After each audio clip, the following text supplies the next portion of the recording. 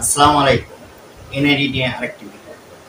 এই ভিডিওতে আমি আপনাদের দেখাবো আপনাদের যে জন্ম নিবন্ধন আছে সেটা দিয়ে আপনারা কিভাবে সার্ভার কপি বের করে নিতে পারেন। যদি আমি কাজটা এনআইডি নম্বর দিয়ে করব, কিন্তু আপনারা চাইলে আপনাদের যদি কোনোভাবে এনআইডি কার্ডটি হারিয়ে যায় বা নষ্ট হয়ে যায়, সেক্ষেত্রে আপনার যদি যে নম্বরটি আছে সেটা না থাকে, সেক্ষেত্রে জন্ম নিবন্ধন ব্যবহার করে আপনি আপনি একটি সার্ভার কপি বের করে নিতে পারবেন, যেখানে আপনার এনআইডি নাম্বার সহ আপনার সম্পূর্ণ তথ্য থাকবে।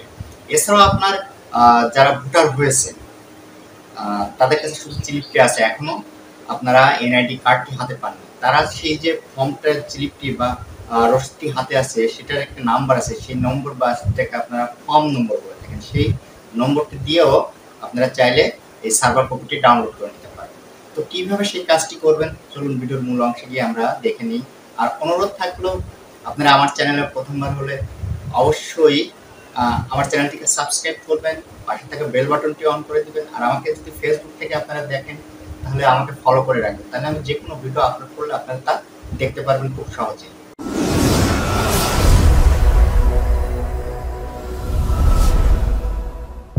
ব্রাউজার নেওয়ার পরে আমরা অ্যাড্রেস বারে গিয়ে টাইপ করব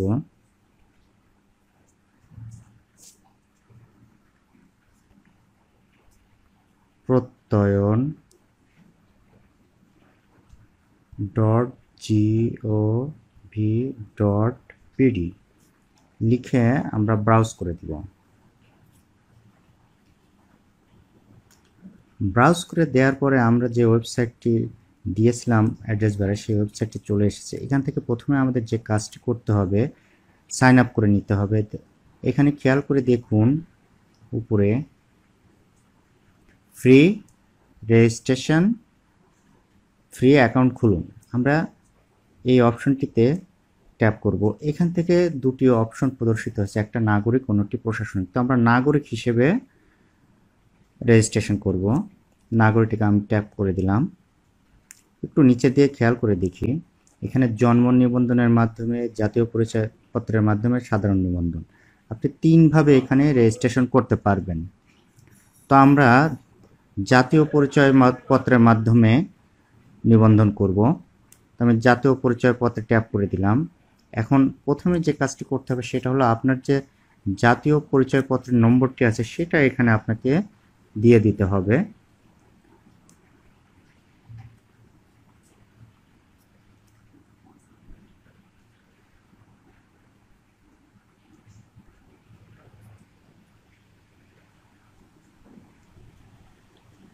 জাতীয় পরিচয়পত্রের নম্বরটি দেওয়া হলে আপনি এখান থেকে জন্ম তারিখটা আপনার দিয়ে দিবেন। প্রথমে সাল দিয়ে দিবেন, এখান থেকে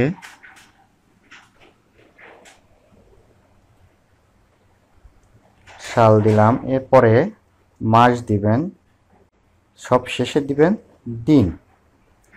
ওকে, দেয়া হয়ে গেলে এখন আপনাকে যে কাজটি করতে হবে সেটা হলো আপনার যে মোবাইল নম্বর আছে সেটা এখানে দিয়ে দিতে হবে। তবে অবশ্যই খেয়াল রাখবেন মোবাইল নম্বর কিন্তু 11 ডিজিটের অবশ্যই হতে হবে।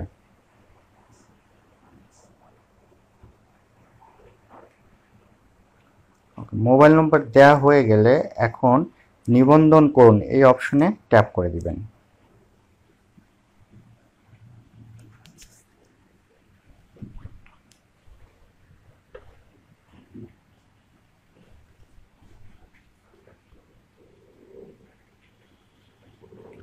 ট্যাপ করে দেওয়ার পরে আপনি যে নম্বরটি দিয়েছেন সেখানে একটি ওটিপি কোড যাবে। তো আমার অলরেডি ওটিপি কোডটি চলে এসেছে। এখান থেকে জাস্ট আপনি ওটিপি কোডটি দেখে বসিয়ে দিবেন। তা আমি বসিয়ে দিচ্ছি।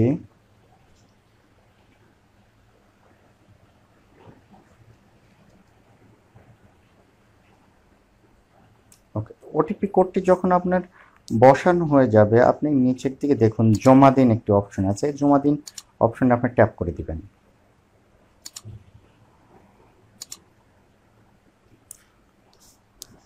তো আমাদের অলরেডি নিবন্ধনটা হয়ে গেছে। এখন আপনাকে যে কাজটি করতে হবে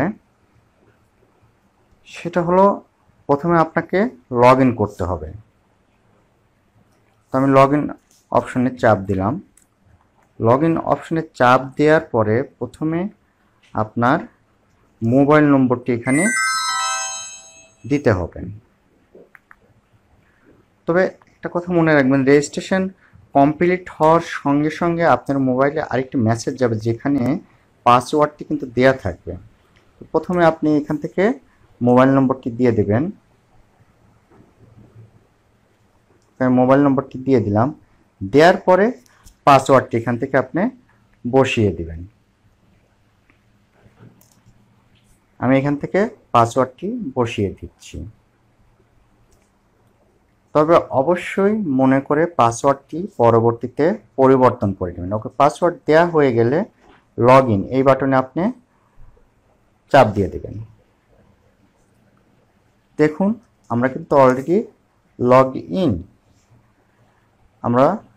করে ফেলছি। এখন যেহেতু আমরা এখান থেকে মূলত এনআইডি কার্ডের সার্ভার কপিটি ডাউনলোড করে নিতে চাচ্ছি, তাই আমাকে কি করতে হবে, দেখুন এই যে এই অপশনটি আছে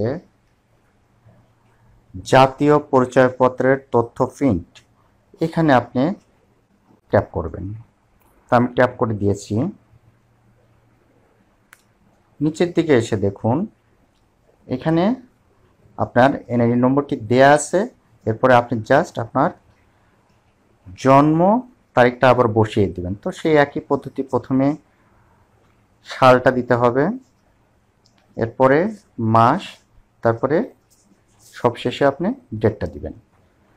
দেওয়ার পরে প্রিন্ট করুন এই বাটনে আপনি ট্যাপ করবেন। তো আমি ট্যাপ করে দিলাম। এখানে দেখুন খেয়াল করে যে জাতীয় পরিচয়পত্রের তথ্য পরিশোধের মূল্য, এখানে মূল্য পরিশোধ করতে বলছে 21.63 টাকা।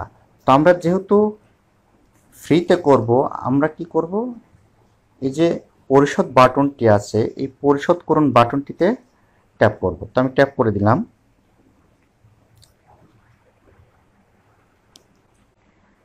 ট্যাপ করে দেওয়ার পর একটু খেয়াল করে দেখুন কয়েকটি মাধ্যমে আপনি টাকা পরিশোধ করতে পারবেন, বিকাশ, রকেট, নগদ, কয়েকটি মাধ্যমে। এই দুটো আমাদের ভীষণ চেনা, তো বিশেষ করে বিকাশ, রকেট, নগদ এই তিনটে আমাদের চেনে। তিনটির মাধ্যমে আপনি ইচ্ছা করলে টাকা দিয়েও এটা করতে পারবেন। তো যেহেতু আমরা ফ্রি করব তাই কি করব, এখান থেকে এই যে এখানে যে ক্রস বাটনটি আছে এই ক্রস বাটনটি আমরা ট্যাপ করে দিব। ওকে, আমি ট্যাপ করে দিলাম। এখন এখানে আরেকটি অপশন এসেছে দেখেন, ইয়েস ক্যান্সেল, এই ইয়েস ক্যান্সেলে আমি ট্যাপ করে দেব। ওকে, ট্যাপ করে দিলাম। দেওয়ার পরে আমরা একটু ডাক করে নিচে নেমে যাই। এখন আপনি খেয়াল করে দেখুন যে আমি প্রথমে যখন ছিলাম আমার এই যে তথ্যগুলো কিন্তু দেখাচ্ছিল না। আমরা একটু ডান দিকে সরে যাই, দেখুন অবস্থা অপরিশোধিত, অর্থাৎ আমার যে 21.63 টাকা পরিশোধ করার কথা ছিল সেটা কিন্তু আমি পরিশোধ করিনি। তো তারপরেও আমাকে প্রিন্ট অপশনে এখানে খেয়াল করে দেখুন প্রিন্ট অপশন কিন্তু দিয়ে দিয়েছে। আমি জাস্ট কি করব, এই প্রিন্ট অপশনে ট্যাপ করে দিব।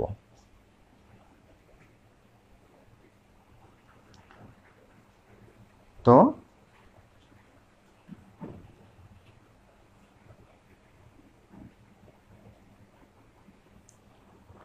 আমরা দেখতে পাচ্ছি আমরা অলরেডি আমাদের সার্ভার কপি কিন্তু ডাউনলোড করে নিয়েছি। এভাবে আপনারা আপনাদের সার্ভার কপি খুব সহজেই ডাউনলোড করে নিতে পারবেন। আশা করি ভিডিওটি আপনাদের কাজে আসবে, আর কাজে আসলে আমার সার্থকতা হবে। ভিডিওটি ভালো লাগলে অবশ্যই লাইক দেবেন, কমেন্টস করবেন এবং শেয়ার করবেন। আর আমার সঙ্গে এতটুকু সময় যে আপনারা ব্যয় করলেন সেজন্য থ্যাংক ইউ ভেরি মাচ।